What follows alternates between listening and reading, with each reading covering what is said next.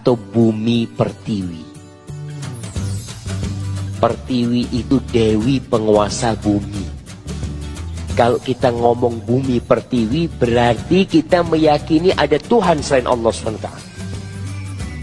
Karena kita tahu orang-orang selain Islam mereka memiliki beberapa Tuhan. Bahkan mereka ada Dewi Padi. Siapa namanya? Sri. Ibu-ibu ada yang namanya Sri. Diganti tuh. Sri itu Dewi Padi. Ketika kita ngomong Sri Rahayu, kita sudah menetapkan. Maka tadi ada yang namanya Wisnu. Mudah-mudahan cepat diganti namanya.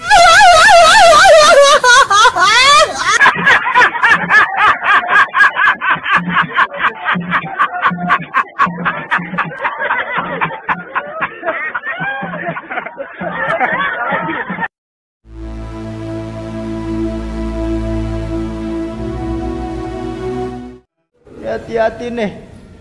Ini ada gerakan sekarang anti maulid, gerakan anti tahlil.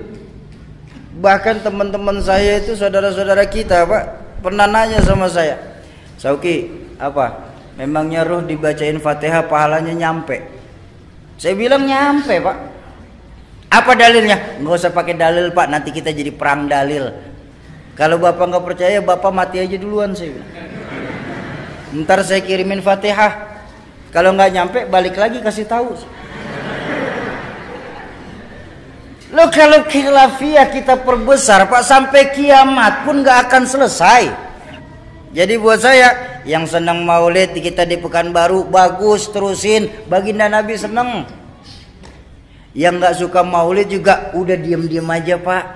Nggak usah pakai ngata-ngatain yang maulid dan bakal masuk neraka. Dikit-dikit neraka, dikit-dikit neraka. Emang neraka punya bapak moyangnya? Hati-hati nih, hati-hati. Nih kita di tempat kita nih di Pekanbaru ini masih banyak ulama-ulama, masih banyak guru-guru. Dan mohon maaf Bapak Ibu, cari ulama dan tuan guru kita nih yang sanad keguruannya mutawatir, sambung menyambung sampai kepada baginda Rasulullah Sallallahu Alaihi Wasallam. Ini penting sanad keguruan nih.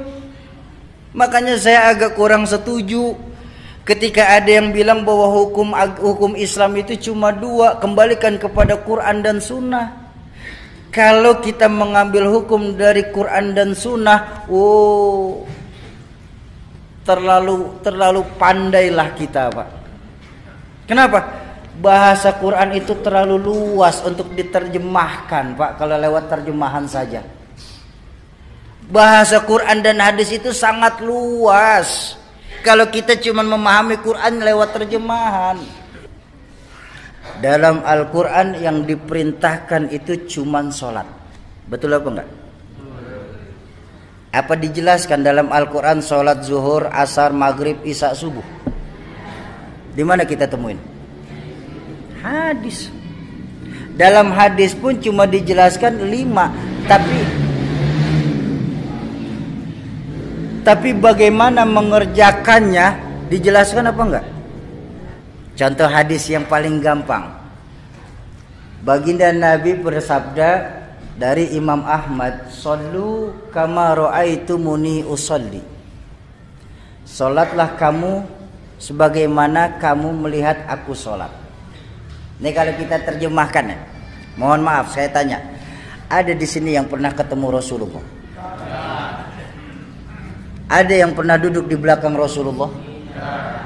Terus bagaimana kita tahu sholatnya Rasulullah? Dari guru-guru kita yang ngajarin kita. Ini loh pentingnya. Makanya hukum Islam itu bukan cuma 2, tapi 4. Ada Quran, ada sunnah, ada ijma, ada qiyas. Yang gak ditemukan di Quran bisa kita temukan di hadis. Yang gak ada di Quran dan hadis bisa kita temukan di dalam ijma. Yang gak ada dalam ijma bisa diqiyas melalui ulama-ulama kita. Bayangkan untuk memahami untuk berijtihad satu hukum, Ada syarat ijtihad, Pak. Paling tidak dia harus hafal 30 juz, 114 surah, 6230 sekian ayat. Selesai? Belum. Dia harus tahu asbabun nuzul dari ayat tersebut. Selesai? Belum. Dia harus mengkhatamkan minimalnya 3 tafsir Al-Quran yang masyhur. Tafsir Jalalain, tafsir Ibnu Katsir maupun tafsir Tabari. Silakan. Selesai? Belum. Dia harus belajar asbabun nuzul. Untuk tahu asbabun nuzul berarti harus belajar hadis. Untuk tahu kedudukan hadis kan harus belajar mustalahul hadis. Untuk tahu mustalahul hadis ya tentu harus belajar asbabul wurud. Untuk tahu asbabul wurud ya harus belajar fikih. Untuk tahu fikih ya ngaji sama ulama-ulama yang ada sekarang. Jangan ngajinya sama Mbah Google. Hati-hati. Enggak semua bid'ah itu jelek. Enggak semua yang tidak dilakukan Rasulullah itu jelek. La kullu bid'atin dhalalah. Enggak semua bid'ah itu jelek. Ada bid'ah hasanah. Contoh. Quran yang lagi kita baca sekarang ini, Pak. Itu bid'ah, Pak. Di zaman Rasulullah tidak pernah membuat mushaf. Semua langsung penghafalan kepada sahabat. Cuma ketika Rasulullah wafat di Khalifah Umar bin Khattab, banyak sahabat-sahabat hufaz pada meninggal dunia karena perang.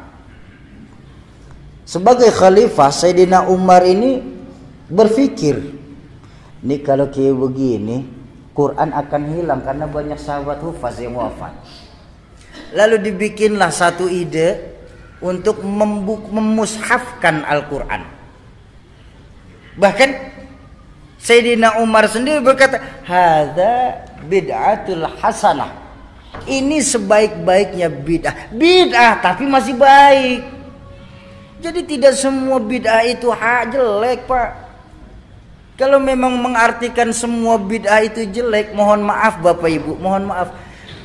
Ini muka kita muka bid'ah loh, Pak. Zaman Nabi nggak ada potongan kayak kita, Pak.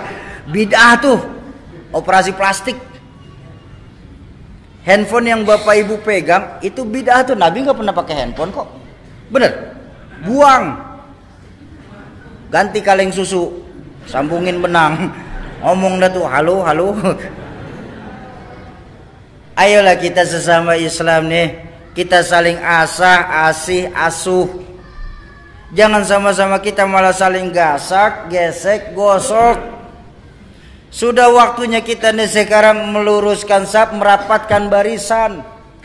Musuh kita sekarang sudah jelas, Pak. Apa musuh yang paling nyata? Sekularisme dan liberalisme. Jadi selama mereka bersyahadat Tuhannya Allah, Nabinya Muhammad, merekalah saudara kita. Setuju? Jangan suka kita mengkafir-kafirkan. Ingat dakwah baginda Nabi itu mengislamkan orang kafir. Kok malah sekarang ini mengkafirkan sesama Islam? Ayo dalam berdakwah, yasiru wala tu'assiru. Kalau ada yang mudah jangan disulitin.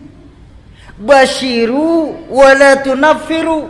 Gembirain, jangan malah ditakut-takutin. Itu dakwah baginda Nabi. Kenapa beliau itu sukses? Karena beliau itu juga sebagai contoh dan panutan.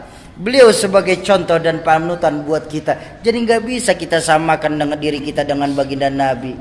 Dan wajar ketika baginda Nabi itu diperingatin maulidnya, Pak. Jadi nggak ada istilah itu melakukan maulid itu bid'ah. Apa bid'ahnya? Oh, kita tambah kenal sama baginda Nabi. Ayo, bagaimana kita bisa tahu sejarah baginda Nabi kalau bukan lewat pembacaan sejarah baginda Nabi? Benar? Tuh Nabi Muhammad seorang manusia biasa, Sauki. Ulama nggak ada yang maksum, Sauki. Yang maksum cuma Rasulullah. Iya, saya setuju. Tapi kan ada sebuah maqalah yang mengajarkan kita, laula murabbi ma araftu rabbi. Kalau saja tidak karena guru-guru kita ini, maka niscaya di tampan tidak akan kenal siapa Tuhan kita. Pertanyaan saya simpel, Bang. Di mana keimanan kita sebagai muslim? Yang ketika nanti di yaumil mahsyar semua kita ini akan dimintakan pertanggungjawabannya. Sudah termaktub dalam surah Yasin, al-yauma nakhtimu ala afwahihim wa tukallimuna aydihim wa tashhadu arjuluhum bima kanu. Mulut dikunci, tangan berbicara, kaki bersaksi atas apa-apa yang kita lakukan di permukaan bumi Allah ini. Di mana, Bang, nilai keimanan kita sebagai muslim, Bang? Yang ketika nanti Allah Qadi Rabbul Jalil, Allah akan bertanya kepada masing-masing kita, kamu orang tampan yang katanya Islam, di mana posisi kalian ketika kalian tahu agamaku lagi dihina-hina? Kamu yang katanya pecinta kekasihku Muhammad, di mana posisi kalian ketika kalian tahu di dunia ini kekasihku lagi disamakan dengan Insinyur Soekarno? Dan kalian yang ngaku-ngaku sebagai muslim, di mana posisi kalian ketika kalian tahu para wali-waliku di dunia ini lagi dicari-cari kesalahannya? Di mana nilai keimanan kita sebagai muslim sesungguhnya? Ayo, di peringatan tablik akbar malam hari ini, kembalikan lagi nilai keyakinan kita kepada Allah Subhanahu wa ta'ala. Tanamkan kepada diri kita, kalau kita sendiri, yang kedua Allah. Kalau kita berdua, yang ketiga Allah. Jangan pernah pisahkan Allah dalam hidup kita. Setuju?